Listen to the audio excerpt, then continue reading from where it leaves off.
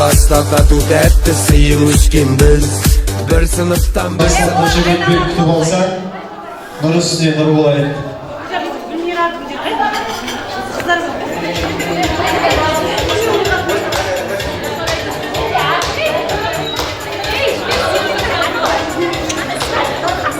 Бажеке қойсай.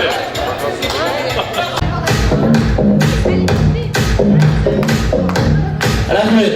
Ассалаумағалейкум, қадірменді құрметті меймандар. Қош келіпсіздер. Бүгінгі сіздердің үйлеріңіздің, отағасыларыңыздың, аналарыңыздың бір мерекелік кештері құтты болсын деп өзіміз бір қошемет тұрып алайықшы, келмей тұрған кезде.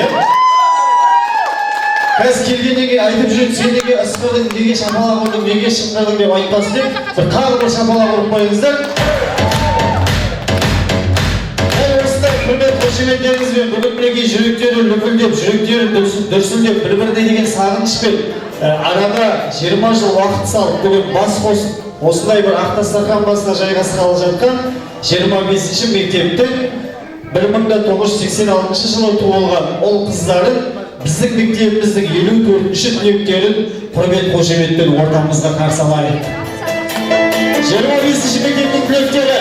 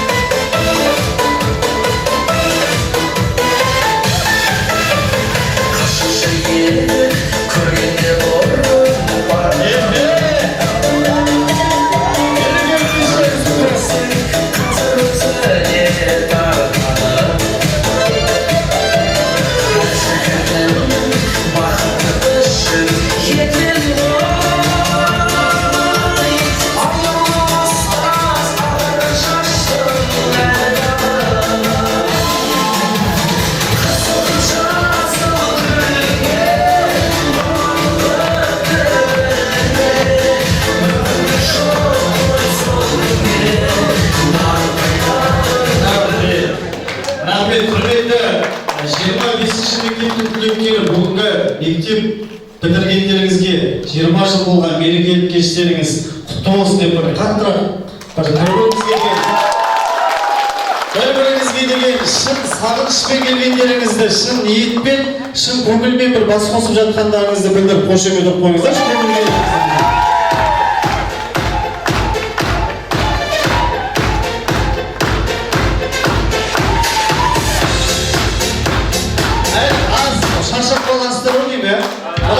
Осындай дәрежеге жетуімізге бірден бір себеп болған әке аналарымыздан кейінгі біздің бойымызға білімдерімен сусындатып, тәлім-тәрбиені бойымызға ұштастыра білген, осындай керемет тұлға болып қалыптасуымызға үлкен еңбек сіңірген, ол әрине ұстаздарымыз, алтындай ұстаздарымызға қошемет беріңіздер.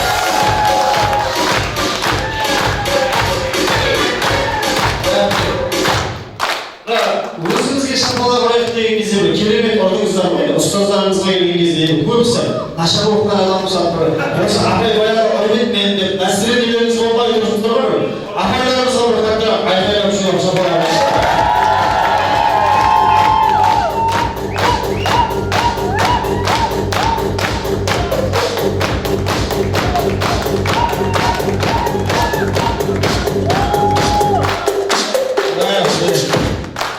Деді мына ұстаз болу жүректің батырлығы, ұстаз болу сөзімнің ақындығы дейді ғой. Осы жалпы мамандықта ұстаз болудың орны өте ерекше. Өзінің үйіндегі бала шағасын былай қойып, көптеген ұл қыздарға тәрбие беріп, үйінің шаруасын ысырып тастап, осылар адам болсын деп күндіз түні еңбек ететін ол әрине біздің алтындай ұстаздарымыз ғой. Осындай алтын шәкірттеріңіздің ортасында аман есен, ауырмай, сырқамай, күліп, ойнап, жадырап, жайнап, бүгін 20 жылдықта қонақ болып келсеңіздер, Алла қаласа бір 25 жылдық, 30 жылдық, 35, 40, 25, в общем, потолок 70 жыл болсын, апай. Соған дейін ауырмай жүре беріңіздер. Сіздердің де дендеріңіз сау болып, орталарыңыз сиремей, бұдан да көп болып бас қосуды Алла тағала баршаңызға нәсіп етсін. Мерекелік кештеріңіз тағы да құтты болсын. Аумин болса қояды.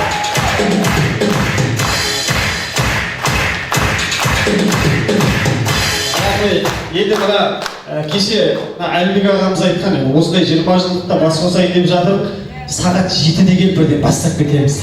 Қазір сағат Москва уақытымен 7-де 15-ке деп жатыр екен. Мен байқамай түсініп қалыппын, сондықтан да қош келіпсіздер, бір дастархан басына жайғасып бүгінгі мерекелік кешімізді бастасақ деген ниеттеміз.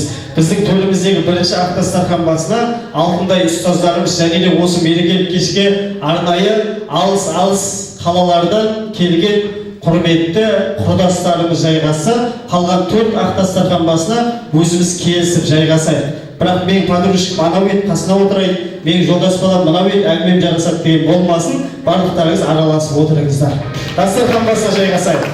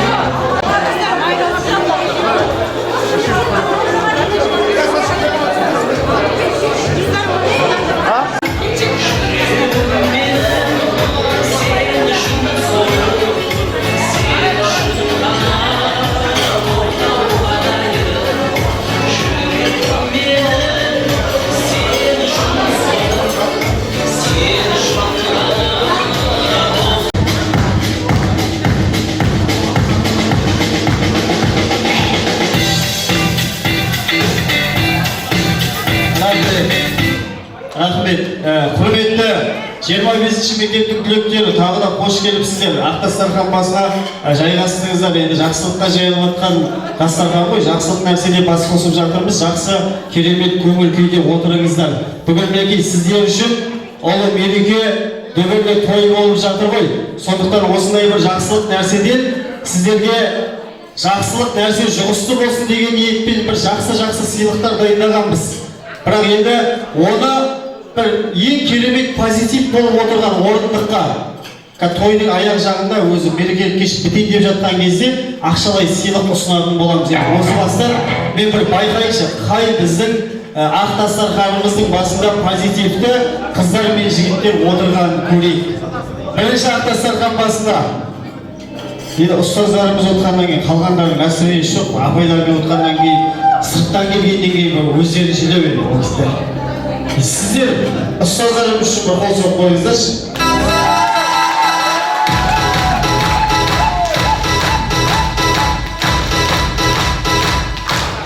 Енді 5000 теңге ақшалай сыйлықты мерекелік кештің ең соңында біз ақ дастархан басына табыстайтын боламыз енді. Сондықтан осы бастан бір көңіл күйлеріңізді білдіріп қойыңыздар. Жобалабай осы жаққа берем ау деп қойыңызшы. Көрсетейік көңіл күйімізді. Екінші ақ дастархан басы әзірге. Бір музыка қосылмаса шапалақ ұрмайсыздар ма сонда сіздер? Музыкасыз бір айғайла. Әлі аз. Әлі аз.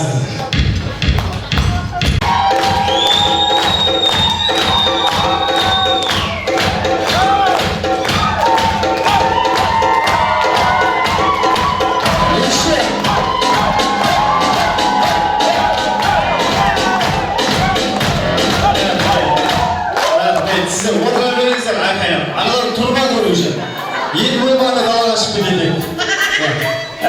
әзірше шапалақ ұрғайлы келмей қалатындар бар кім біліпті. Сондықтан да ақтастардан баса жайғасқаннан кейін бір үлкеннің алғысын алмаса жасқасын тәлімге таңба дейді ғой. Бізге тәрбие берген, білім берген осындай алтындай ұстаздарымыз алтындай уақытын қиып, осы берекелі кешімізге сіздердің шақыртуларыңызды қабыл алып арнайы келіп отыр. Ендеше құрмет қошеметпен осы ұстаздарымызды, ақ дастарханымызды ақ тілегімен ашып беру үшін ортаға шақырайын. Бір ұстаздарымызға қол соғып қойсаңыздар. Келіңіздер.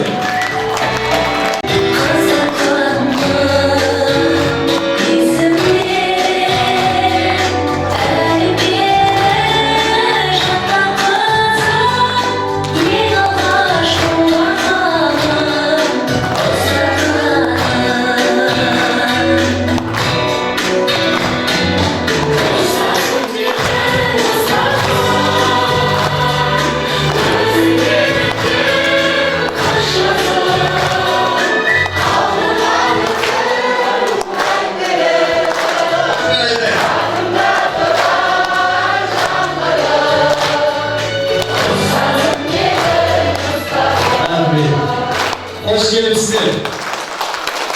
Осы балдар мектепте оқып жүргенде бір 20 жылдығына шақырып, осындай бір той қылып, құрмет көрсетіп деп ойламаған жастар ama ya.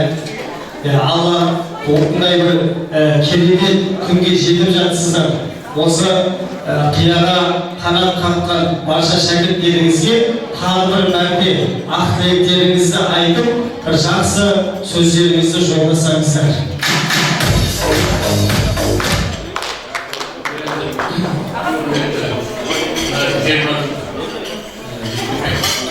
Mektepe kavuşup, alımın sarmışı kavuşuktan jaslar. İkide, alımda, alımlarıyla dair teklerimiz ayıp koyuyordu. Çok bir kudurtu olmayı, öğretmenimizin bir de basoslatsa, öz olsa, keyifli olsa, muhabbet şartının diye azayıp ettim. Onun da hakkı şartsız var. Sanatımız var mı mesela? Projikten beraber olmuyor kitaplarda yani. Ben öz ayımdaysam, ayımızın ben özü sonra Amerika'nın bir seyirci olduğunu Şam'dan bir var. Bu oluyor. Ben insanlar taşıyıp ben bir tasarış getirdim. O da bir olsa 96'da Hocam Kaos geldi. Bu arada. Sonra 96'da bir size bir sınav verdim. İşte ben biraz daha hafif biraz yeni biraz daha ekspertize değil mi? Sonra buna aynaş üsteyse bilgiler bunlar aynaşlar bilgileri alırlar. Yani bilgiler Sos kaydarda işten eyvallah şaşırtılandı. Ne dediğinde söylediğimiz attım var şu an. Aydanlar şunun ya. Bakın aşk. Ne kızlarla olmadı tamam mı? Ya ben aslında ukka. Sos yesitlerin almanın, yedikten dolanın, egzam almanın yesitleri. Azından kreşliği, Ramazan'ın Sonra işte bak, Yedon tertipsi bir şey ayırmayız. Yani tertipte yedek hastalıklar oldu, ilçin oldu. Bir taşı işleman bir şeyde yetmez, yalan tümük şey bağlarına. Bağlanan tümük şey oldu. Böyle bağlar oldu. Tarla hastalar bağlar da ilk ismi kalkımanda yedek oldu. Erkek oldu, rahatsız oldu. Suların arkasındaki Eksiklik tecrübeli yok, bir işleri yok konusunda eğitim. Ekmek baş olma eğitimde basın. O da bir, o sonra eğitimleri böyle tercih olmayı. Peki, bunun kesin, yaşlıkların, yaşlıcı, hanımızda kalsın. Rahmet eylemez, bize silah, taşıyış olmaya beraber, işe yarar silah, buna basa puanın dönmüşü. Puan şartları böyle mi? Silah, Arayın, akıbatsam diye, ondan sonra, ben köprü bir olmalı tesiri var. Rahmet eyledim. anda silasın. Ustaz silah bilgilerinde yaxşı narsa bo'ladi. To'g'ri, neyse var. Sondan her vaqtda şurada yaxshilardan o'tib dedi. Ama ben olsa buradaki 30 yıl var, 40'da gelip atmasın, 20'da 60'da gelip atmasın. Ya, ben eteklerim 6 sonuç buraya. Ya, ben kasma gelip kız öğrendim. Kasma kızlarımın teyimimdir. Bilim beyimdir, teşekkür ediyorum. Bilim beyimdir, bilim baktır. Bakıyorsun işte. Sonra gelirsin. Öyle çağırında söyleseniz aslında da atarız. Keşfi büyük var. İyi var.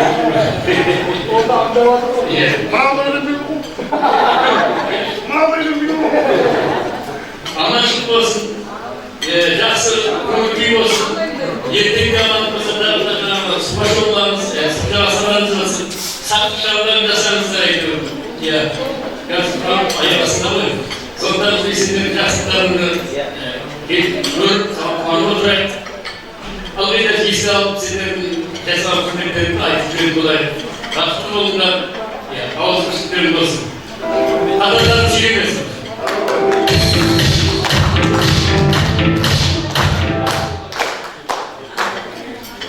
Hürmetli şakirtler, ya ustazlar için sizler buyurmuşlar. Ustazlarının özü, sizlerle şakirtlerinin maktanardır.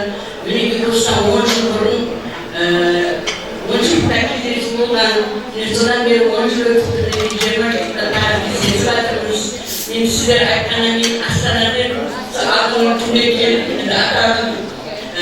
Şakirtler konuşlarına katıştaydı. Çocukların tartılmasın, Katarların sivrilmesin, hayda Kazakistan'ın kayıt kurumda çözümlerde aman bulunlar, yıllarını geliyorlar, azamatça bulunlar, otbaşlar aman bulsun, dinlerin sağ olsun, 30 yıllık, 40 yıllık, 20 yıllıkta atar bütün verirler, Ruslayın жақсы, baş koşa verirler diyeyim. Kumurki beni жақсы söylenler.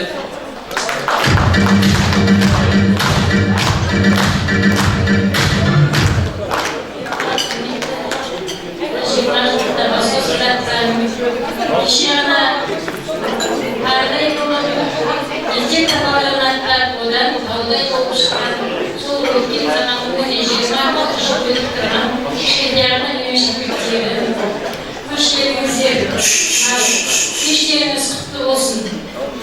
Sırav şirketlerimizde şıncılıklarını alısınız dileyimiz. Kıymetli mallar, Yedana aslında yayınları, yine arzulasına savuruyor ki, yayınlar böyle Avrupalarına siyektir, yine mecradır, yine Bejar kanadın hayır kurulmaya oturmanlar, sosun kıyında olurdu. Yani yedi jan ve yedi klasın mallara kanadın aslında. Yine Teşekkür ederim. Ödür geçimli bolculukta geziskenliği değil, bana kızların her bir jigitlerine edeyim okuyamadır. Bana karakırsa, 20 kadar gelenimiz, sonunda fotoğraflar, balda gibi oturan kızlarda görüp oturup da değerli kalkın gözümüzde sar, edeyim bilgilerini. Ya olsa edeyim bitirinin Allah ayırmasın, naşıklarım yazılmayıp, ömürge kadar takkanların, herhalde sarkıp şahidirimdir, жүрген ordalarında ağrıydı bulunlar, ağrıyla apayla suyuyla olmayınız. Anakların kalmasın, осы жоспарларын мерзімді әдемі өткізіп еске қаларлықтай жақсы өткізіңдер. Мына бүгінгі тойларыңды өте сәтті өткізеді деп сенемін. Бақытты болыңдар, өсіп отырған ұлдардың, алдарына мама-папалардың барлығы аман болып, сол сіздердің көз қуаныштарың, біздің көз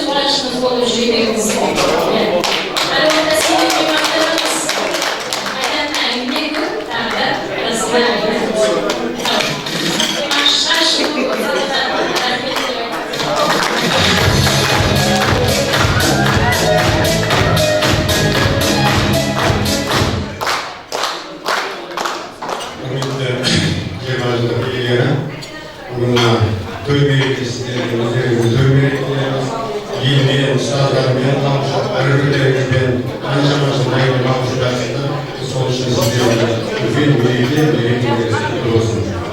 Енді Айнұр Аташқа ұстаздары Айнұр Сейганы ортада ұстаздар болды. Сіздер қалында оған болатындар. Ахмет Ақожанов әйгіміз бітіріп негізі мен сіздердің қатарында айтыласып еттім. Сол менің маған осы сіздермен бірге келетін. Yani o sizler jaz tarbiyalab bersa, men bunga qanday sizlar o'shib turibman. Yani sizlar jaz azamat bo'lib, o'shunday jaz shaharni o'tkazayotganlaringizdan bunga жұмыстарыңыздан albatta rizo va yaxshi o'tkazganliklaringizga minnatdorchilik bildirman. Yani sizlar mектепте bo'lsa, bugun 27 ustalarning jazda tarbiya olganliklaringizga berisizlar. Biz o'ylab bunday jaz ko'rgiga bo'lganmiz. Merекелеріңіз әрдайым одан кейін де шараларыңыздар дарақтырады. Ол шараларыңызда жақсы көз мәңгілік өтсін.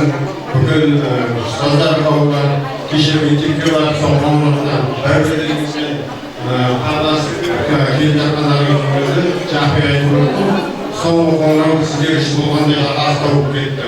Бұндай жағдайда кездесіп жатқандықтан жаңа бір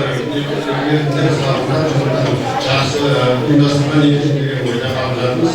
Бұның барлығы үлкен ауызбіршілік.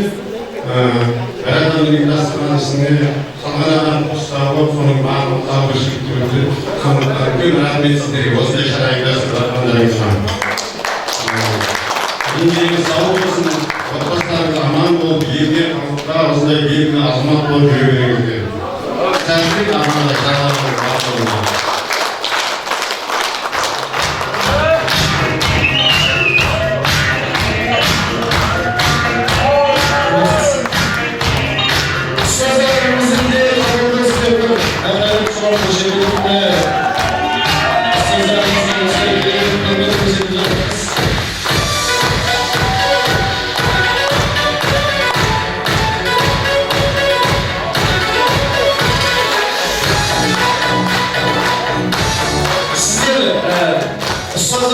Қошеметтеуден шаршамаңыздар, түрдеріңіз бір-бірлеріңізге жақынырақ тұрып естен сөйлеуге түсіп алыңыздар.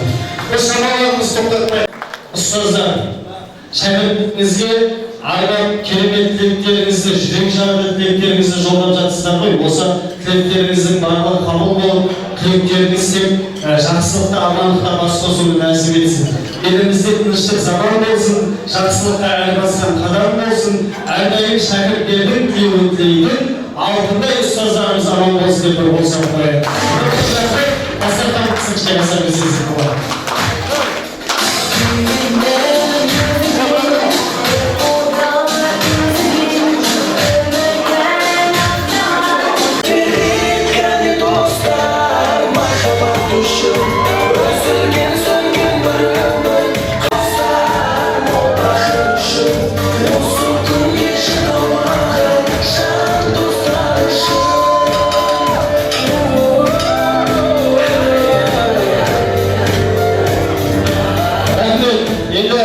Дастарханымызды ұстаздарымыз ақ тілегімен ашып берді ғой. Бүгінгі жайылған дастарханның барлығы сіздер үшін астан дәмнен алдырып отырыңыздар. Енді сіздердің құрметтеріңізге, ақ тілегін арнаған ұстаздарымыздың құрметіне Айнұр қыздарыңыз әдемі ән шырқай, құрмет қошеметпен қабыл алыңыздар.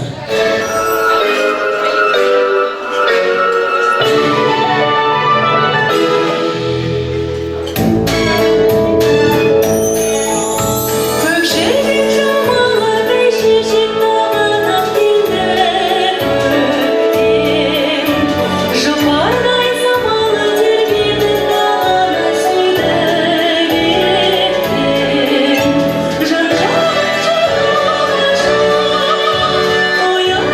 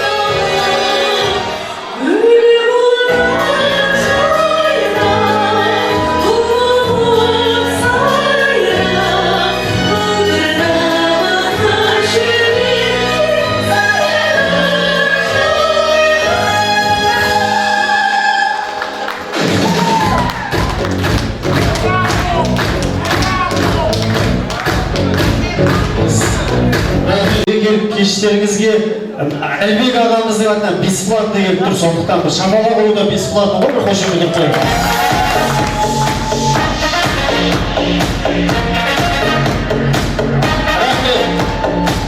Енді баға сөзімнің басында айттым ғой, осы мерекелік кешке сіздерге дайындаған біздің арнайы керемет бағалы сыйлықтарымыз жетерлік. Енді осы сыйлықтардың бір шамасы сіздерге табыстасам деген ойдамын. Бағана сіздердің осы мерекелік кеш басталмай тұрып, бір билей тұрайықшы, музыка қосыңдаршы деп, бір 4-5 қана бір қыздар келді. Қалған ер азаматтар билеп жүрген вообще көрген жоқпын мен. 5 ана болмаған ау деймін сіздерге. Енді бір әнге деген сіздердің бір сүйіспеншіліктеріңіз керемет екен. Мына өзі сыр өңірі қашанда жырдың елі дейді ғой, біздің оның ішінде Қожабақы ауылы сондай бір керемет өнер тұнған, өнер сондай керемет дамыған ауылдардың бірі десек те қателеспейміз. Енді сіздердің кездеріңіздегі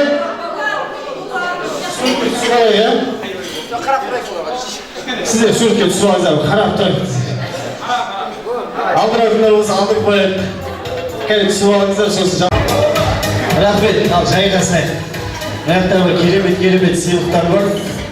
Осыдан қапы қалмаңыздар. Сен демалып тұр, қазір өзім шақырам, сөйлесіп келесің. Енді мына ардақтар ағайыныз, қазіргі қазақ эстрадасында шырқалып жүрген әндердің бірін түсінсек, бірін түсінбейтін дәрежеге жеттік еді, ол анық. Бірақ кезінде қазақ эстрадасынан ойып тұрып орын алған сіздердің кездеріңіздегі бір ескі және есті әндерімізді бір ас ішіп отырып есімізге түсірсек деген ниеттеміз. Бірінші асты тарту етіп жатырмыз, алдырып отырыңыздар. Біз мына жақтан әннің не болсын ғана жасырамыз. Соның қандай ән екенін тауып, ортаға ең бірінші шыққан, соны орындап берген құрметті қонақтарымыз арнайы сыйлығымыз бар. Жаңа орнында отырып қол көтеру жағынан ағама барсам апам ренжиді, апама барсам ағам ренжиді деген не ол. Сондықтан мүмкіндігінше тапсаңыз ортаға шығуға тырысыңыздар. Барлықтарыңызға ойынның шарты түсінікті болса, бірінші әнді жасырайық. Мұқият құлақ түріп отырыңыздар, ал кеттік жібек. Кім келеді соған береміз. Асқа ойын. Келе өтел аға. Жардан орат келді ғой, қолмен. Осы ән қандай ән? Шәмші Қалдаяқтың әні ол, Арысында. Арыс жағасында, сондай ма? Жоқ, ана. Жазиды ол күнде деген бәлем өліп қол. Жазиды ол күнде.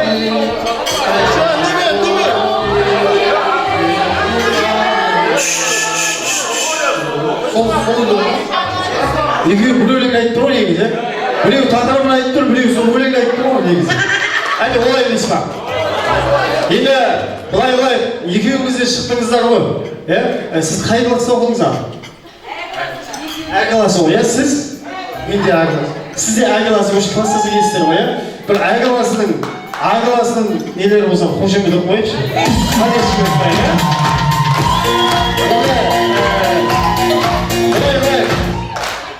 Ана жерде жатқан сыйлық жоқ аға. Сыйлықтың да ақша ғой өзі. Ақша деген жеткізмейді адамға, оны білесіздер. Осы әнді орындап беру керек.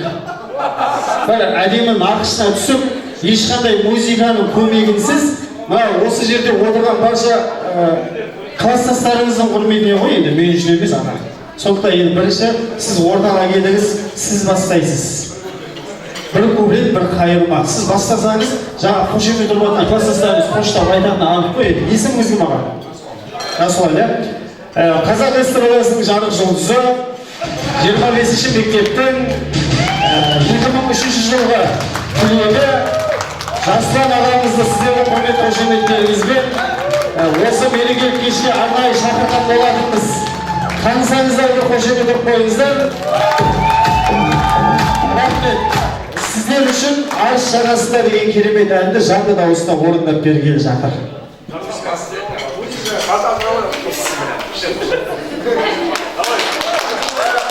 Ойында ағалысты, өзіңменен танысты, жайна гүлі қорғым сен, жағада қорғым сен. Жазы бұл күнде, қайғасын бұл күнде, сегізде армағым, сыр бойынша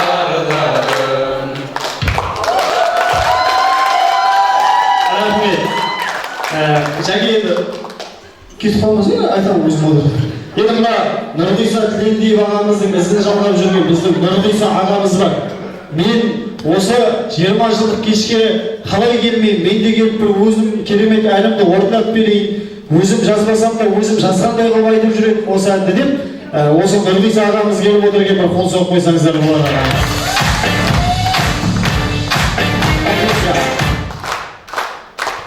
осы жерде бір классымыз ғой, елесі сақталып қойды. Мен екеуіңіз жарыстырып жатқан жоқпын, просто сізге өлең айтып жатырмын бақ. Өлең айта алмаймын. Шыққаннан кейін айту керек еді, иә? Айту керек Жәке, иә? Өзі айтып тастағаннан кейін бәрі біледі Жәке. Айту керек ал, кейін. Айтпаса?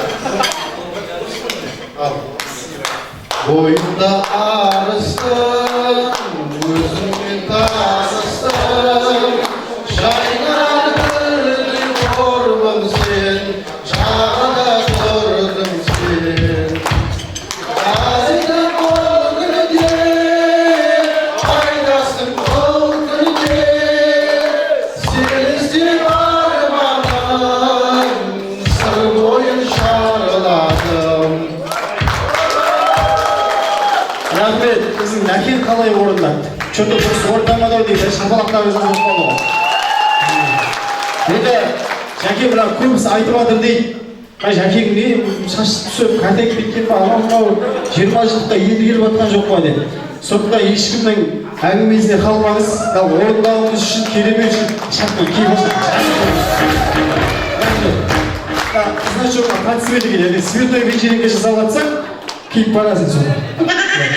Енді ағама Құдай қаласа душтың сезоны келеді ғой, ертең қамбашына барамыз деп жатыр, сондықтан мына керемет сыйлық сізге.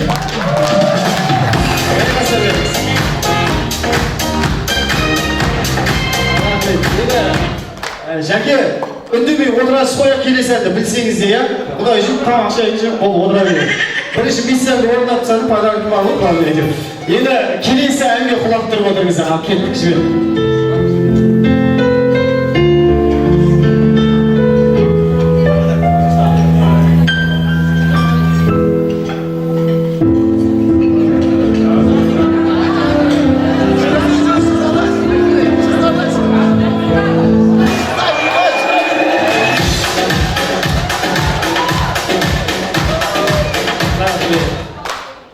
Екеуі шықты ғой, қазір шығармай қойсам да, ана екеуін шығардым ғой деп әкептен кетіп шығармын.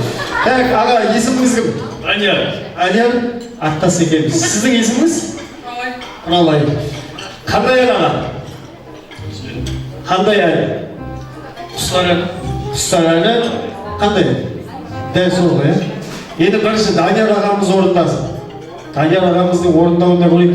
Енді бір Данияр деп, әнші деп шақырайын десем, Данияр деген әнші аты жоқ ғой деймін аға, иә? Боксерлар сияқты болып шығып тұрсыз. Сондықтан енді сіздің орындауыңызда көрейік құстар әні. Класстастары болса, бір шоғылап ұрып қойып та танитындар болса.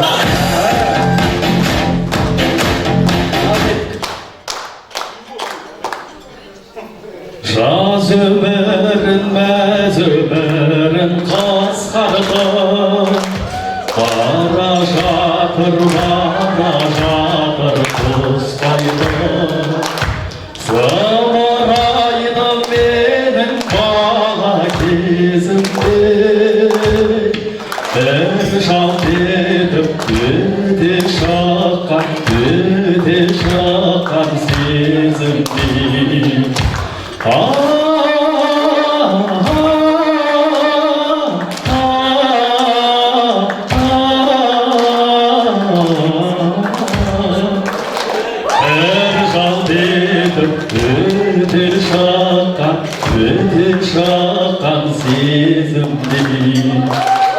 Негізі, бұл класқа күй боласың кішкене толқып жатыр ғой, ренжімейсің. Байқап тұрмын, күйеу дұшпан дегенді бәрі жаттап алған ғой, ше? Сосын күйеу болғаннан кейін ба шапалақ ұрмайды, ше? Құралай апай орындасын. Бәсе. Осы менің ошағымның орнын өшірмей түтінін түзу шығарып отырған адал жарымның бір класстастарының 20 жылдығына барайын деп ниет етіп келген ағамызға бір қол соғып қойыңыздар.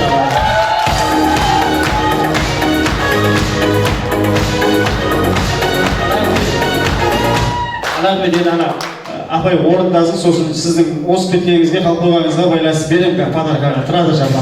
Жақындап тұрыңыз. Өзіңіздің класстастарыңыз осы сізмен орындай беріңіз, толқымай, қорқмай, ешкімнен кетпей.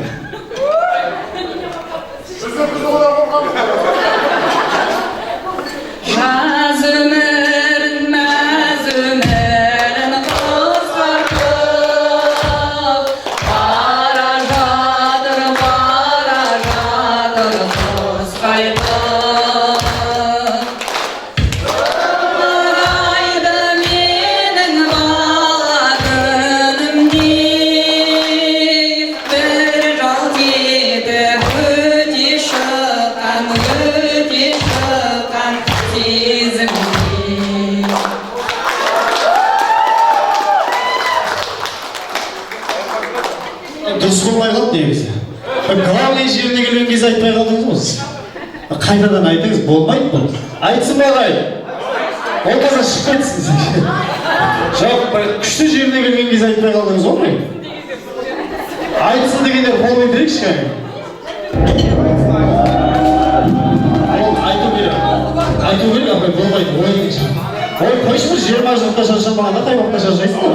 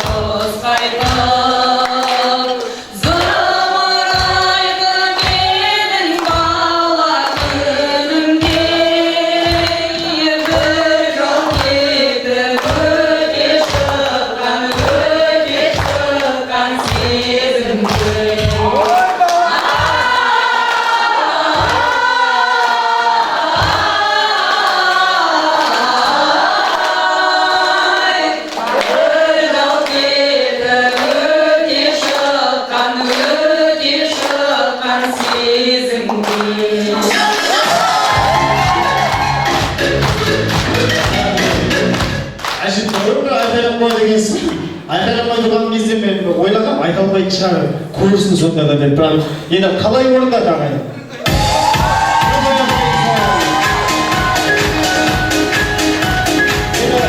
Ана, жалпы бірдеңе жасайық десе, бір класстың ұлдары қоштап сұрады, ой, давай жасайық, анау бүйтейік сөйтейік деп. Өйткен барады да 35 мыңға бір костюм шалбар алады. Сосын бір 250 теңгеге нәсіге алады да, сонымен жүре береді олар. Ал әйел адамдар көбінесе қарсылық танытатын жері, олар шашын істету керек, тырнағын істету керек, кірпік ол бар, көйлек ол бар, көйлек кигеннен кейін, туфли ашып тұрғаннан кейін, жаңағы әдемі колготки, капрон кигісі келеді ғой, енді әңгіменің ашығы. Сондықтан да енді хотя біреуінің ақша шықсын деп атқан ғой сізге ше. Подарки берейін. Ағас, арнайы сыйлап келгені үшін қанша алыстан келгеннен кейін туфлидің табанында тозып атқан шығар. Анау жерде үшілікті киіп алады. Үлкен болмаса айтыңыз, размері бар бізде. Алмасып келеміз. Үстіне бір 500 теңге қоссақ алмасып келеміз.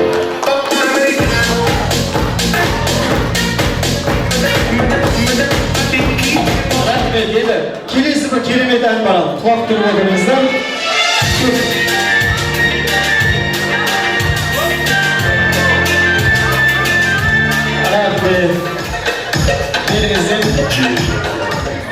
Бірінші ән басталғаннан қолын көтеріп, ең шығайын деп атса біреу келіп қойды. Ең шығайын деп атса біреу келіп қойды, өйтіп шықтыңыз ау апа, иә? Қандай ән? Алғашқы махаббат. Алғашқы махаббат. Сондай ма? Точно сондай ма?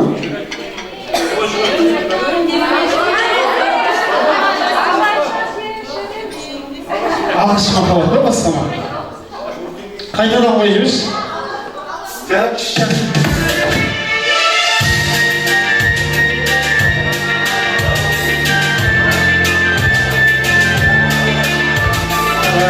Рахмет. Қандай ән? Алғашқы махаббат. Уверенный болсаң, алғашқы махаббат деп тұрып алмайсың ба? Біліп тұрып ойлап отырсың. Алғашқы махаббат деген керемет ән енді. Сіздің есіміңіз?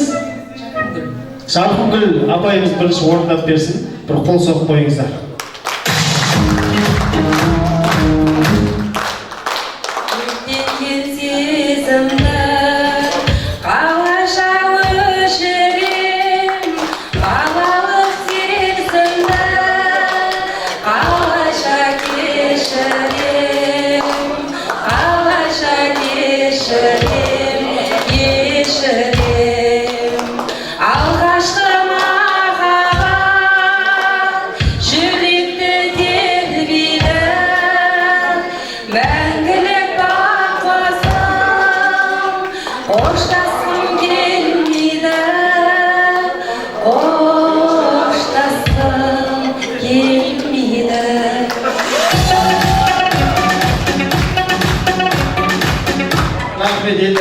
Кім алғашқы махаббатын қуанып тұрып есе алады дейсің бе?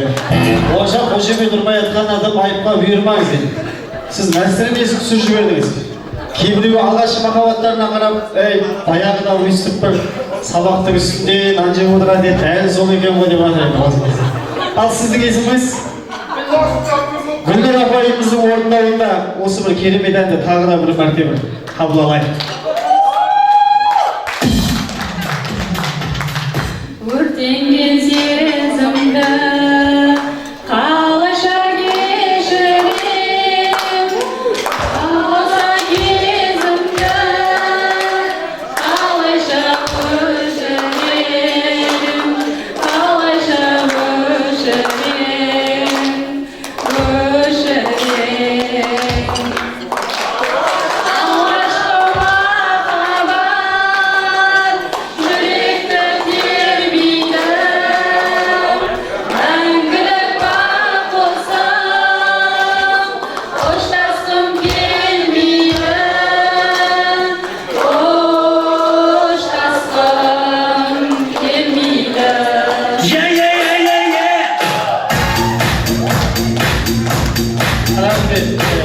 Осы өлеңді бір керемет сезініп, бір күшті болып отырған тек бір Мәди ағамыз бен Дидара жеңгеміз ойнайды біздіңше.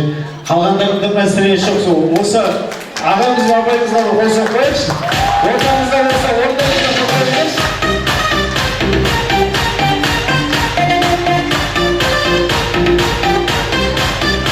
Рахмет. Мәди аға келіңізші.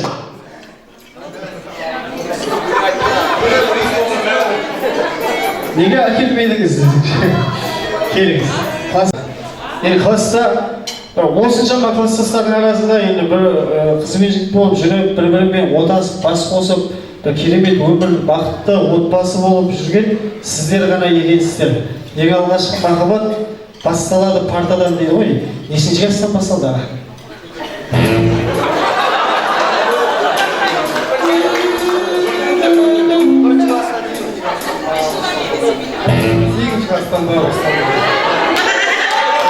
Сегіз жастан бастап, сіз дағдарса 11 жасқа дейін жүрдіңіздер ма сосын? Сіз қай кезде үйлендіңіздер? 25 жасыңызда. 25 жасыңызда. 8 жасында, 15 жасында болғасы, 10 жыл жүрмеген жасың. Білесің ба, ағат точно? Кел, қасына тұр, қасына. Келсе, аға келсін. Айтып берші, бәрі естісін, да? Мәди айта берейін ба десе, айта бер аға. Біз Жданымда 9 жасқа жүрміз. Оның бірі егістеген. Екінші десе сүйген болады.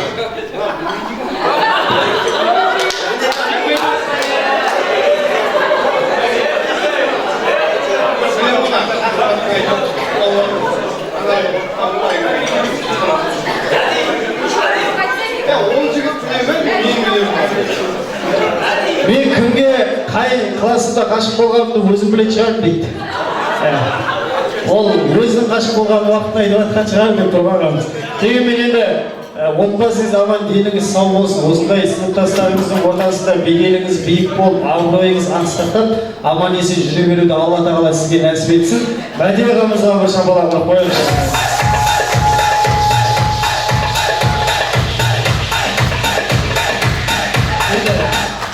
Құрғол кетпеңіз аға, сізде ортаға шығып жатқаннан кейін бірдеңе жіберейін деп жатқанмын. Күншел бала сүймекке жақсы дейді, орныңызға барған кезде не әкелдің деп қасыңыздағы сұрайды ол. Ой, маған сосын ше, бәлемде Ağa bilmeye менің ағайыма Данияр. Аға демегенде енді сіздер 2003 жылы мектеп бітірсеңіздер мен бірінші классқа барғанмын ғой сол кезде. Бүгінгі сөйлесе берейін ба, онда ертең әйтеуір көшеде көріп қалып ұят болып жүрмесін. 2003-те мен бірінші классқа барып едім, сосын аға деп айтып отырғаным ғой. Мынаны енді орысша білетін шығарсыз, өзіңіз оқып аларсыз, не екенін білмей тұрып. Көп рахмет, мынау сізге апай. Көп қол соғып қойсаңыздар болады.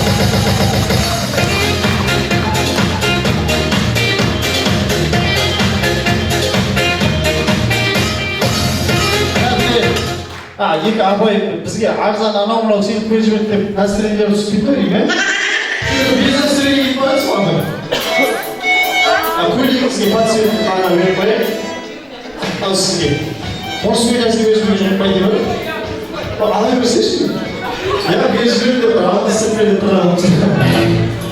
Бұйырған деген нәрсе. Енді соңғы бір керемет әніміз бар. Соны действительно орындап беретіндер ғана шықсыншы енді ортаға, иә? Шығып сөздің тұқалып қандай еттегендер болмайды бізге. Шынымен керемет орындап беретіндер ғана шықсын, сосын бір соның орындауына қарай бір ақшалай сыйлық беріп спонсор боламын дейтіндер болса, портмонияларыңызды ашып қойыңыздар. Ал кеттік, жібер.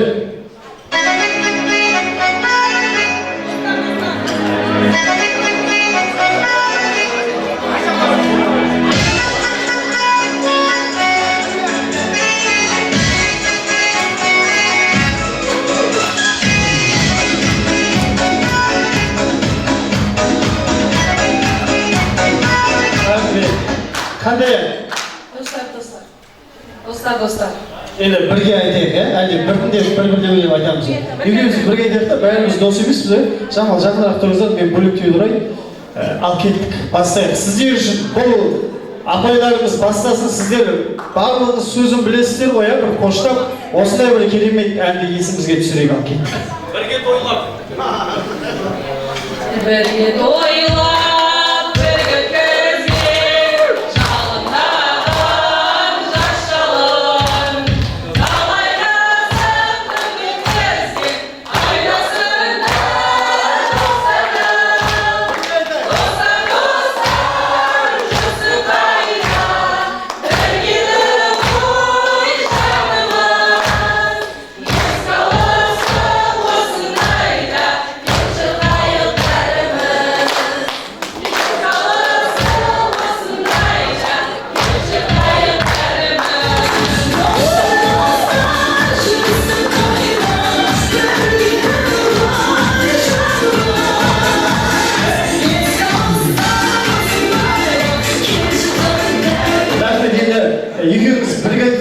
бір подарок берген.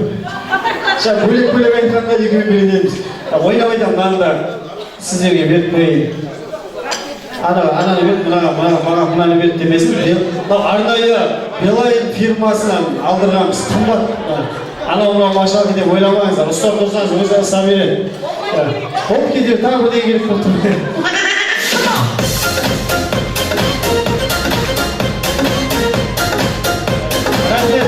Енді қалған сыйлықты кезең-кезеңімен табыстайтын боламыз. Дегенмен де осы мерекелік кешке арнайы біздің алыстан келген құрметті құрдастарымыз, класстастарымыз бар. Сондықтан бір қошемет ұрып, сондай бір алыстан келген, ауылдағы емес, алыстан келген құрдастарды Ақтілек алаңына шақырайық, келіңіздер. Алматы, Тараз, Астана, Шымкент.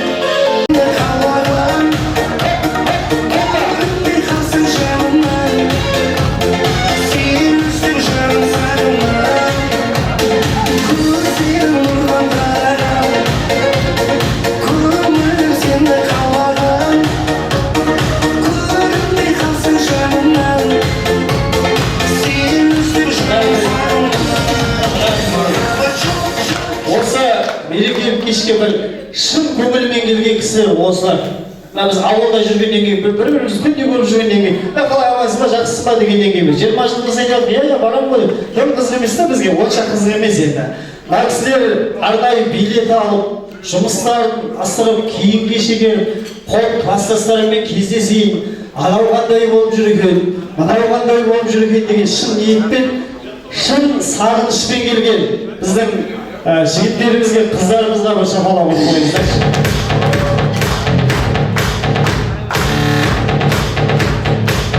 Сөз кезегі өздеріңізде енді. Кім бастайды? Кім алыстан келген кім? Қай жақтан келдің аға? Астанадан келдің, точно Астанадан келдің бе? Тараздан Шымкенттен келгенсіз. Әзілге бар.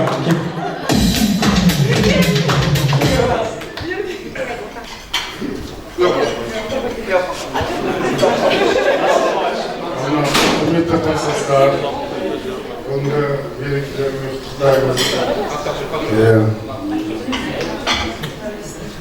Келген қадамдарына келбесін.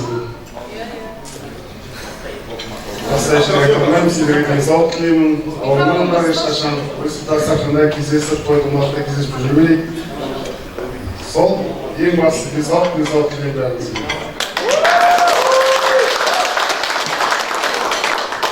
Астанаға бер жағында кім бар? Одан кейінгі алыстан келді. Бұл сізде Астана ма? Действительно Астана егі, бір шапалақ ұрып қойып.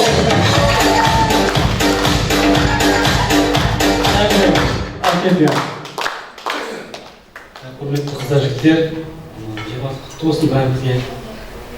Рас, қонақпыз келіп қалдық.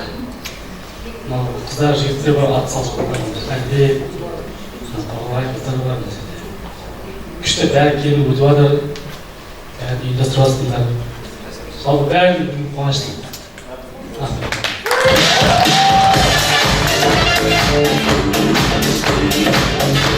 Мен енді бір екі жігіттеріміз айтты ғой, қыздардың арасынан бір екеуі айтса, соны қалғанымыз билесек келісеміз ба? Бір ауыздан бір екеуіміз айтайық, иә?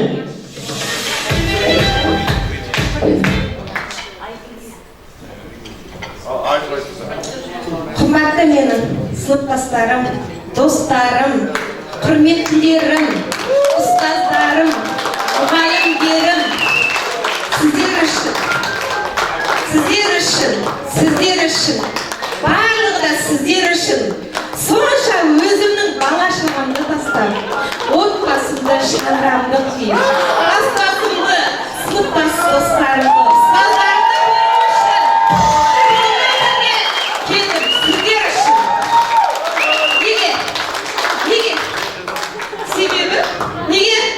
Себебі сағыныш. 20 жыл бұрын өтіп кеткен сағынышымды қайтадан еске түсірейінші деп, балалық шағымды есіме түсірейінші деп, титтайдан өскен құрбымды, титтайдан өскен жүріп жеткен жерлерімді қайтадан есіме түсіріп, балалық шаққа қайтадан оралғым келді.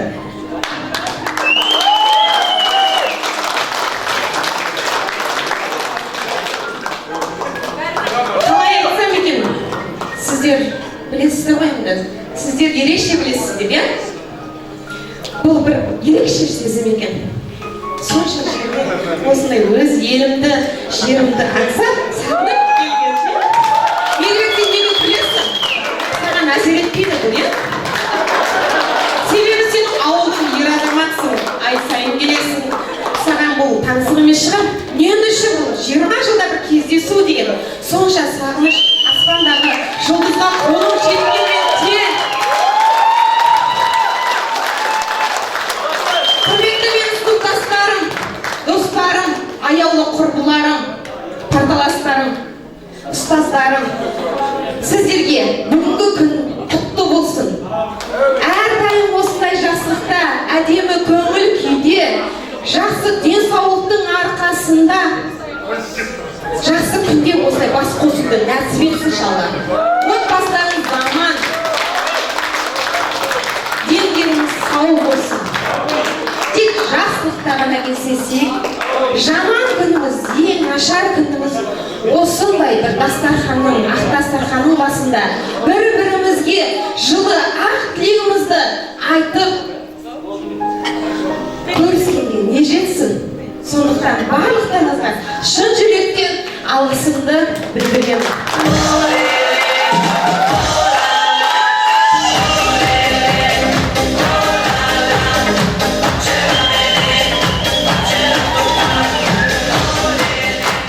Осы кеште ұйымдастырып жатқан құралай құрбымызға, алдағы ең бастысы, ұйымдастырушысы, Амантай сыныптасымызға, Әлібек досымызға, сыныптасымызға, тағы да аты аталмай қалып жатқан Асылгүлге, Нұргүлге, Аманғалиға, тағы да басқа аты аталмай қалып жатқан сыныптастарыма алғысым шексіз.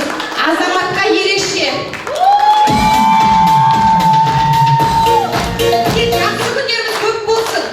Сіздерге осындай бізге айбат күнді тамаша сыйлық тартып жатқандарыңызға, шын жүректен барлықтарыңызға басым дейіп алғысымды білдіремін.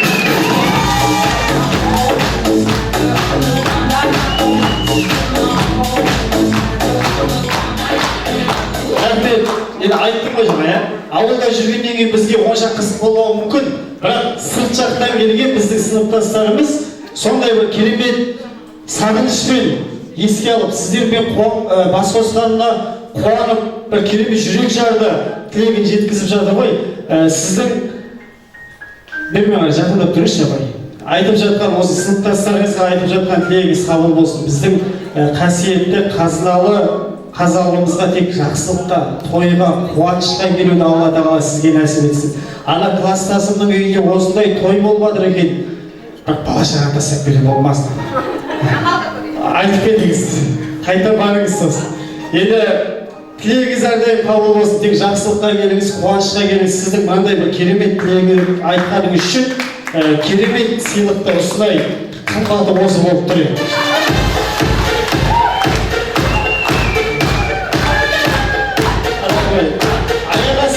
Аяқ астынан бір жерге баратын болсаңыз, осыны көз таптырмайды, магазин жағалап кетеді біз үйдегі. Ал енді, кім айтады? Сөйлей беріңіздерші, бірақ апайдан кейін мен ана айтпай-ақ қойсын дегенге жылайым ашып кетіңізші. Бәріміз.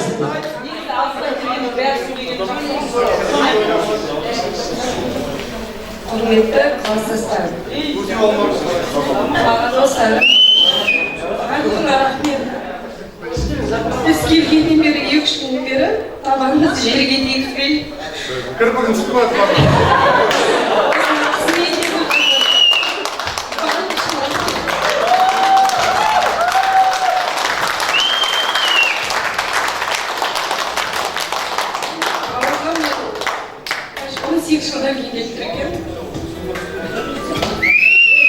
Бәрі өзгерген, бәрі керемет сондай. Кластың ол қыздары сондай. Күшті бәрі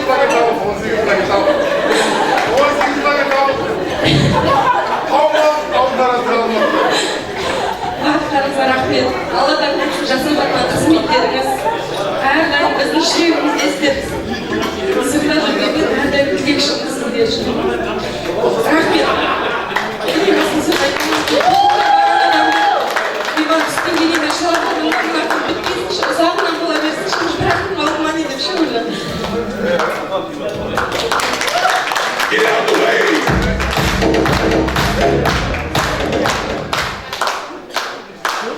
Рахмет, енді сіздің де осындай бір керемет жүрек жарды тілегіңіз қабыл болсын.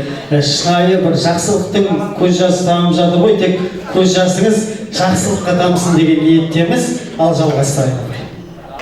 Сәлеметсіздер мен қонақтар, мен Нұрперзент Кеншер боламын. Енді таныстырып жатқан ғой, бәрілеріңізге сәлем бердік. Сәлем бердік барлықтарыңызға. Бүгін 20 жылдық мерейтой, үлкен мерейтой бұл. Барлықтарыңыздың отбасыларыңызға бақ, береке, молшылық болсын. Әрдайым осылай 20 жылдық, 30 жылдық бас қосуларыңыз көп болсын. Әр отбасыларыңызға берекелі шаңырақ. Барлықтарыңыздың отбасыларыңызда той-думан көп болсын. Дастарханыңыздың төрт жағы гүлге, ортасы тек нанға толсын. Әрбірлеріңіздің денсаулықтарыңыз мықты болсын. Нетеміз барлықтарыңыз осылай күліп жайнап, құрдастар жарқырап жүре беріңіздер.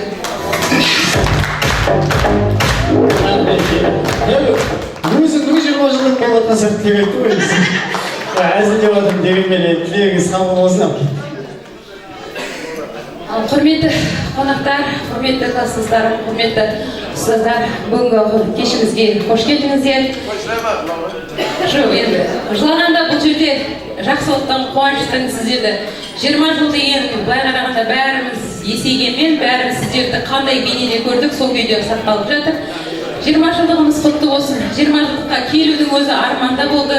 Мен тіпті келем деп те ойлаған жоқпын жұмыс барысымен, бірақ осы 20 жылдыққа дейін ортан жолға әкелген жолдасыма рахмет. Ақтөбеден келіп келедік екеуміз. Негізі бәрі сұрайды, жолдасың қайда деп. Жолдас Ақтөбеге жарты жолға дейін келгенде машина техникалық ақау, оған да хайыр. Ортан жолдан қалды, жолдасымның мықтылығы такси тоқтатып, немен Бозгүл-мен Қожабақан ортасында жүрген сияқтымын. Ақтөбенің басынан такси шақыртып, Қазалға отырғызып жіберді. Сол кісіге бірінші рахмет. Себебі олай дейтінім, алтын класстастарым сіздердің арқаларыңыз. Бірнеше рет осы класстастарыммен кездесіп, осы жігіттер Мейдібек бар, Данияр бар, тағы да бірнеше Аманғали бар, Әлібек бар, мына осы жердегі жігіттермен кездесіп, ол кісілердің риза болған былай деді ғой күйеуіме. Осы уақытқа дейін білмеймін, енді ол қалай жүрген. Сен бақытты жансың деп, ауылдағы көшеге шықпайтын, ешкіммен сөйлеспейтін, сабақпен оқитын ғана қыз алып отырсың деп. Содан кейін күйеуім вообще өзгеріп кетті ғой. Сондықтан алтын класстастарым, сендердің барлығына мыңда бір шүкір, рахмет. Осы көтермелеудің арқасында кешегі 20 жылдық басқалардың алдында Құралайды, Әлібекке бәрі күшті вообще жүгіріп жатсыздар. Рахмет. Мұны құрастыруда оңай болған жоқ. Баршаңызға денсаулық тілеймін. Отбасыңызда амандық болсын. Осы келгенде иіліп төсек болып барлығын жасап жатқан келіндерімізге деп айтып отырып қой жаңа. Сол келіндерімізге бір қошемет.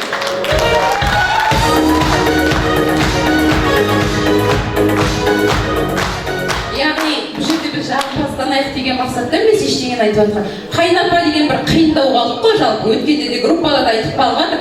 Бірақ осындай жақсы тілектерге ие бола беріңіздер. Жезделеріміз бен күйеу балаларымыз аман бола берсін, келіндеріміз аман бола берсін. Сөйтіп 30 жылдықта, 40 жылдықта кездесе берейік. Деніңіз сау болсын. Рахмет. Енді тілегіңіз қабыл болсын. Машина бұзылып жатқанда қаққа барасың демей, сізді таксиге болса да мінгізіп, осы класстастардың мерекелік кешінен қалмасын деген жұбайыңыздың шын ниетіне көп рахмет. Мынаны арнайы сол кісіге апарып беріңіз. Ешқандай бұл кісілердің қатысы жоқ. Арнайы өзім бала-шағамның семьямның атынан.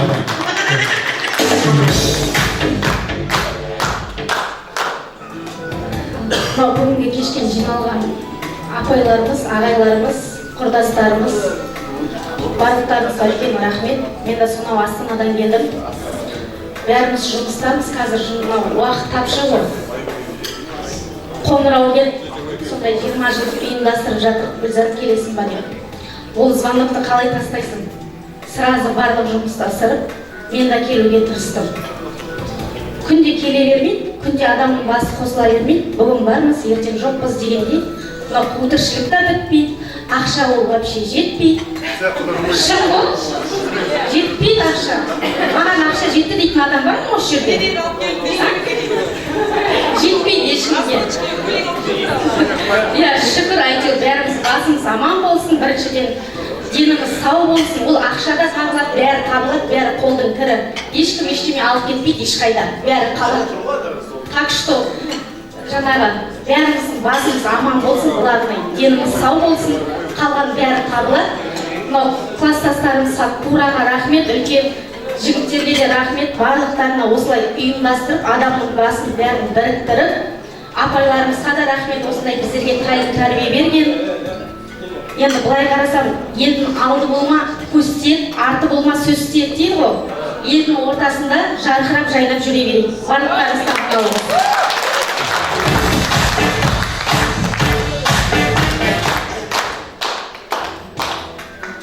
Сыныптастарым, барлықтарыңызды көргенге өте қуаныштымын. Сонау алыстан келіп отырмыз. Араларымызда 20 жыл көрмеген сыныптастарымыз бар. Соларды көрсек деген, яғни сондай үмітпен келдік енді. Барлықтарыңызға көп рахмет. Алғысым шексіз. Аяғымызды жерге тигізбей алып жүргендеріңізге, осыны ұйымдастырып барлықтарыңыз алып жүрсіздер ғой енді. Барлықтарыңызға рахмет. отбасыларыңызға береке, бақыт, қуаныш, шаттық тілеймін. Денсаулықтарыңыз мықты болсын. Осы келіншектерге де рахмет көп. Барлық қызметтерін жасап жатыр. Алла сіздерге денсаулық берсін деймін. Сіздер де өрнекші болыңыздар. Көп рахмет айтқым келеді. Бізге осындай білім деңгейін беріп, осындай үлкен жетістікке жеткізген сол кісілерге үлкен рахмет. Отбасыларыңызға береке, бақыт тілеймін сіздерге де, осы ұстаздарыма. Немере шөбере көріңіздер. Осы мен тағыттарымыздың толықтырыңыз әрине. Осы айтқан тілектердің барлығына қосыламын. Бақытты болыңыздар.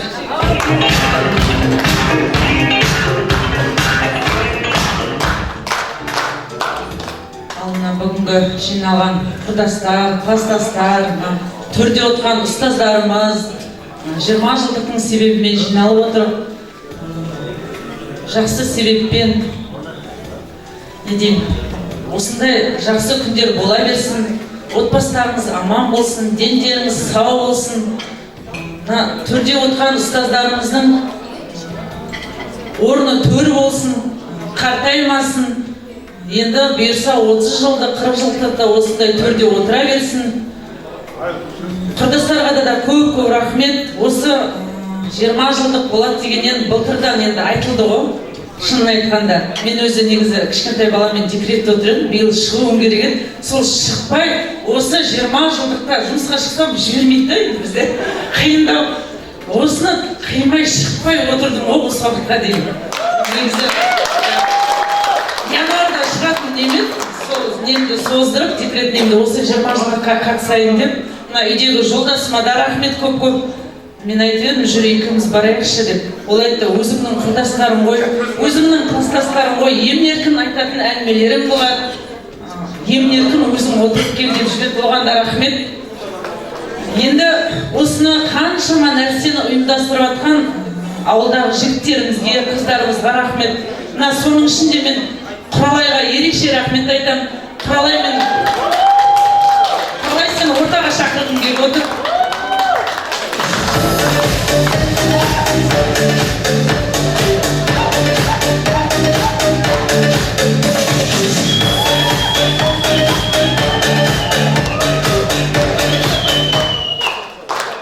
Қазір енді WhatsApp қой бәрі.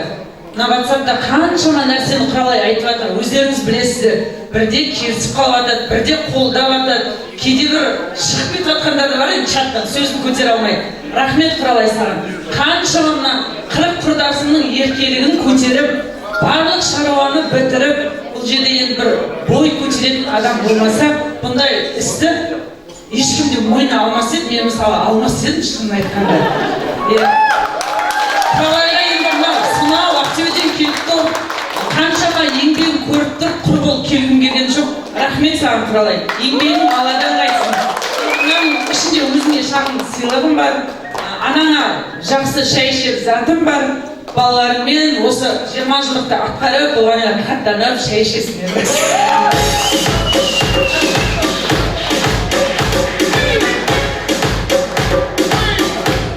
Рахмет, тілегіңіз қабыл болсын. Апайымыз айтып еді, Ақтөбеден келе жатыр едік. Менің күйеуім машинасы техникалық ақауға байланысты өзің барып қайт деп такси жалдап мінгізіп жіберді. Мен маған кісі айтып жатыр, сіз де Ақтөбеде тұрасыз, иә? Бір күшті бір Ақтөбенің умный балдар ұстап аласыздар, ертең бір-бірін көшеде көріп қалса айтады ғой. Ана менің келіншегім 20 жылдықта шартты беріп жіберіпті. Саған ештеңе беріп жіберген жоқ па деген кезде айтпасын деп, мына шыл нәсілге алып береді.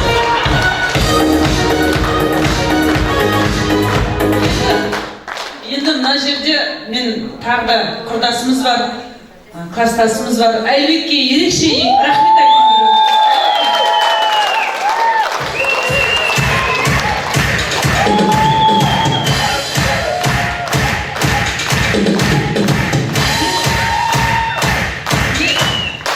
Негізі мына WhatsApp'та Әлбек пен Құралай ғой. Шынын айтқанда бәріңізді мойындайсыңыздар, Әлбек пен Құралай. Қаншама нәрсені көтеріп отқан. Рахмет Әлбек. Көрші тұрдық, құрдас болдық, кластас болдық. Баяғы жоқ,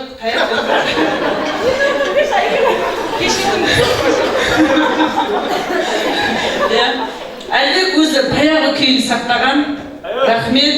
Қаншама балалардың жұмысын атқарып жатсын. Біз енді келіп қонақ болып кетуші адамбыз ғой, шынын айтқанда. Рахмет. Мынаның ішінде саған шағын сыйлығым бар. Жоқ. Күйім алғы дейін тұр. Сосын Ақтөбенің дәмі бар.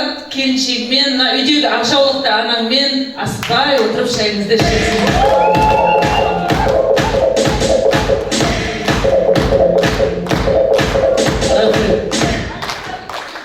Құдай қаласа осы жылдықта ұйымдастырамыз, мынандай болып тұратын болса. Жоқ, 25 жылдықта ұйымдастырсаң, бірақ мен кетіп бардым. Берген ақшаны шығарып жатсың ғой жаңағы. Тілегіңіз қабыл болсын. Әрдайым осы жаққа тек жақсылыққа, қуанышқа келіңіздер. Енді сіздердің осындай мерекелік кештеріңізді жүргізіп жатқанымыздың жаңа алдарыңызға біздің өнердегі апайларымыз шығып керемет ән шашуын жолдап жатыр. Оның барлығы осы Әлбек ағам үшін келіп жатыр. Енді бір қол соғып қойсаңыздар болады. Рахмет. Енді біздің апайымыз ақ тілегін арнап жіберсе, тағы бар ма не? Енді міне кеше 20 жылдықта өздеріңіз білесіз ғой, Ақнұр қаншама өзі кеше айтып жатыр.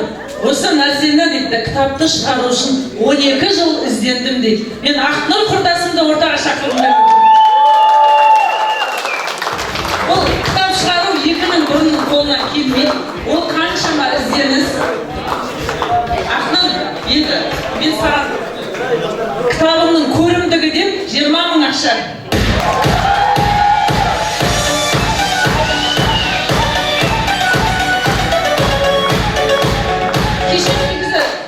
Қаншама нәрсені құрдастардың ватсабына сұрап жатқанда мен білген жоқпын неге екенін. Бірақ сол кітабыма кішкене болса да жәрдем беретін едім. Сен кеше айтып жатсың ғой, құрдастар жәрдем берді деп. Бірақ мен білген жоқпын. Шамалап болса да салатын едім негізі. Рахмет жаным. Не нәрсе жасасақтар ең бірінші туған жер үшін, туған ел үшін. Кез келген пенде өзінің туған елін, тарихын, ондағы ділін, салт дәстүрін, туған жердің тарихи мәдени өңірлер бар ғой, өзіміздің кішкентай жер болса да біздің Қожабақ Аранды өңірі киелі, арынды жырдың мекені. Оны жинақтап, кез келген елден, кез келген баласының, яғни сол Арандыдан шыққан ұрпақтарымыздың білуі міндетті, және сол ұрпақтар арқылы келесі ұрпақтарға сабақтасып жалғасын таба берсе деген тілектемін. Барлықтарыңыздың балаларыңыз Алла қаласа өзіміздің тарихымызды, елімізде қандай тұлғалар шықты, біздің айтпетпесек тағы болмайды. Сол жинақтың ішінде біздің ұстаздарымыз, сіздер де барсыздар, сіздерге мың алғыс, сіздер де ұстаздарға шәкірт болғаным үшін мың алғыс айтамын. Рахмет.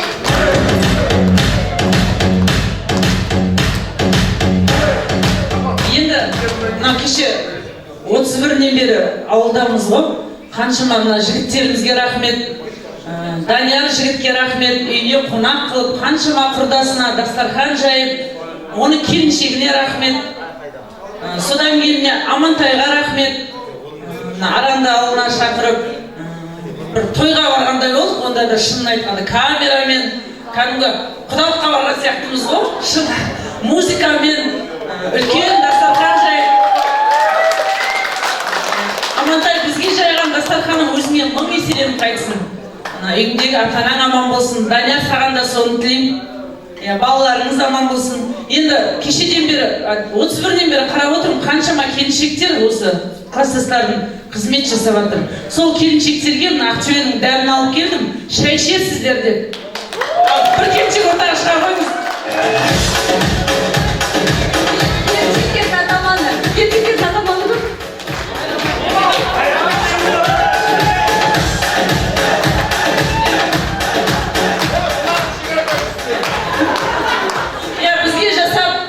Жасап жатқан қызметтеріңіз Алладан қайтсын.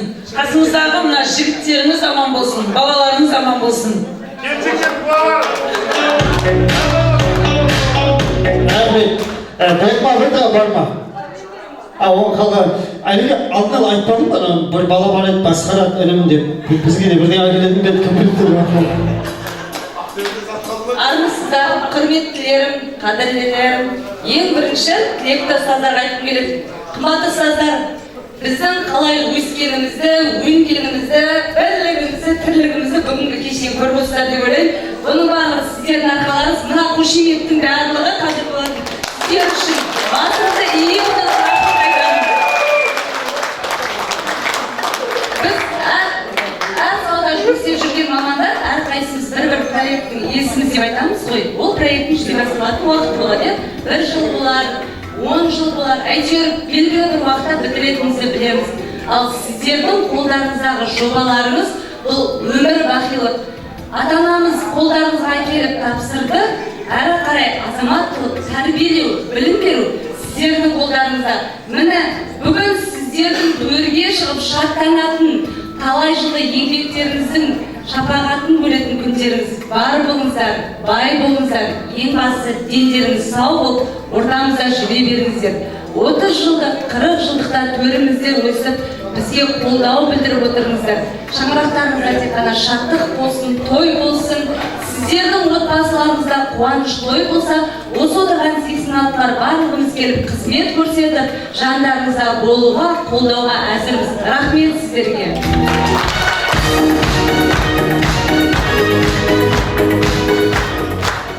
Қымбатты класстастарым, жас қыздардың көңілі бекерде толқып тұрған жоқ. Шынымен 3 күннен бері біз қыз балалар төркіндетіп келдік. Төркіндеп келген кезде алаңсыз, ештеңені уайымдамай, рахаттанып қыдырып жүрдік. Оның барлығы сіздердің арқаларыңыз. Өткенде де айтқан Амантайдың үйінде, шынымен елде, туған жерде ұлдарыңыздың қалғаны үлкен бақыт екен. Яғни сіздерге біз арқа сүйеп, табан тіреп келдік, еркеледік. Осы біздің жағдайымызды жасап, төрге төбелерімізге қойдыңыздар. Ешқайсымыз өшір отырған сырттан келген қыздары бар. Барлығымызда сырттан келсін, қалада болсын, ауылда болсын, қыздарын ешқайсы танық көрген жоқпыз. Қайда барамыз дейміз, не ішеміз дейміз, не жеміз дейміз. Көлік десе көлікті, өзге жұмыстың бәрін сәт сайын ұйымдастырып беріп отырдыңыздар. Сондай бірліктеріңізге тәнті болдық, сағаттың тіліндей жүйелі үздіксіз жұмыс істедіңіздер.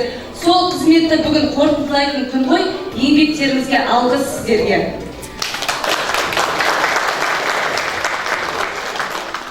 Кеше айтқан тілегімді бүгін тағы да жалғастырғым келеді.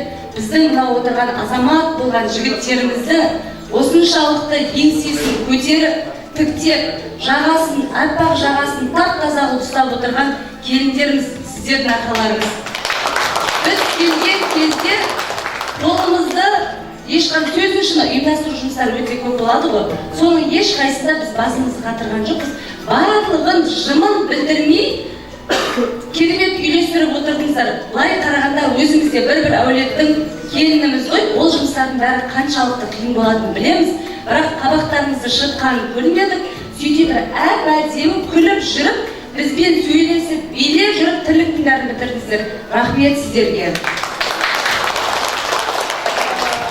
Осы кездесуге келгенде 86-ның қыздарын байқадыңыздар ма? Ешқайсының жүзінде әжім жоқ. Барлығы тіптен жасарып кеткен, әп-әдемі, сұп-сұлу. Негізі, салон солынан бөлекте. Негізі, әйел азамат егер сұлу болса, бақытты болса, келбетті болса, онда оның азаматтығы деп айтады.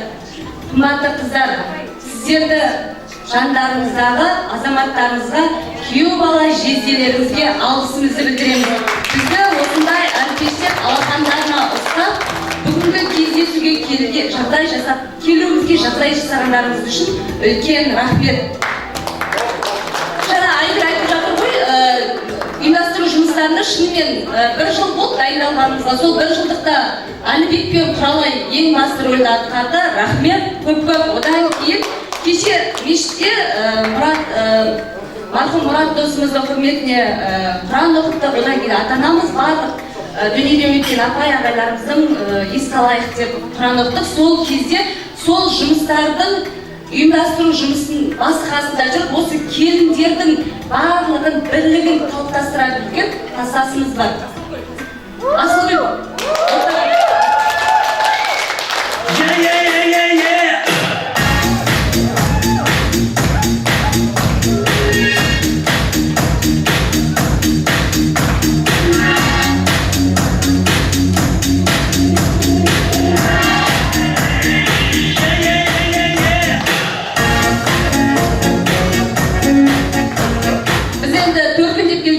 Сол осы құрбыларымызды елдегі қалай қуансақ болады, қалай алғысымызды білдірсек болады деп көп ойландық. Сөйтіп қыздар болып ақылдаса келе Асылгүлімізге біздің осы 20 жылдан естелік болсын деп шағын сыйымызды алдық.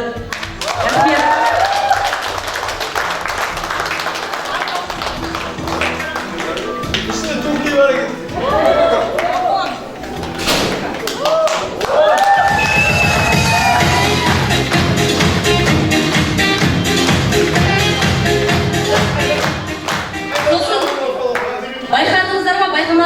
Осы енді 3 күндік шарамыз өте, бірақ көрген түстей болып, ертең дүйсенбіден бастап әрқайсымыз қалыпты өмір тіршілігіне кетеміз. Дегенмен осы шараның өткендігі туралы артымызда әдемі естелікті біз видеолардан, фотолардан көреміз. 3 күн бойы қабақ шықпастан бізге әдемі суреттерді, әдемі ракурстарды, видеоларды бәрін жасап беріп отырған бір азаматша бар қасымызда. Ол өзі, ол видео, фотода өте аз. Болған күннің өзінде шетінде ғана тұрған, болған күннің өзінде асығыс түсе салған, бірақ ешқайсымыз ол міндетті жүктеген жоқпыз, бірақ жауапкершілікті өзі сезініп, сондай керемет үлес қосты. Эльвира. Еңбегі зор деп ойлаймыз.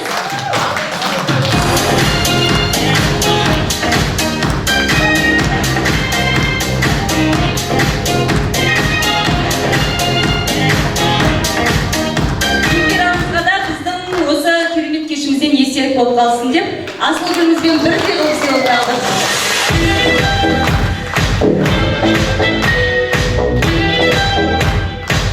Рахмет. Достар, аман сау болайық. Ең бастысы, деніміз сау, бұл өмірде болайық. Қалғанның бәрінде реттеліп. Енді Құдай қаласа, балаларымыздың, қыздарымыздың ұзату, үйлену тойда дәл осылай жиналып, құда-құдағай болып отырайық. Рахмет, абортқа шыққандар бір жақта тұрмадам келіңіз. Тілектеріңіздің барлығы қабыл болсын. Жаңа айтып жатсыздар ғой, ұл қыздарыңыз өсіп, осы кезде бір үзеңгіге аяқты салып тұрғаны да бар шығар енді арасында. Алла қаласа сол ұрпақтарыңыздың қызығын көріп, солармен мақтап, марқайып, қуаныштарыңызды бір-бірлеріңізбен бөлісуді нәсіп етсін. Енді бір естелікке суретке түсіп алыңыздаршы. Апайымызды ортаға шақырамыз еді. Бір қошеме бір қойсаңыздар болады. Біздің өнердегі апайымыз. Bir minut. Bir minut açıp versin. Bilip buluş, потом. Ana deyip жатырмын. Бәрімізді биге шақырамын. Қуаныштарыңыз құтты болсын, денсаулықтарыңыз құтты болсын.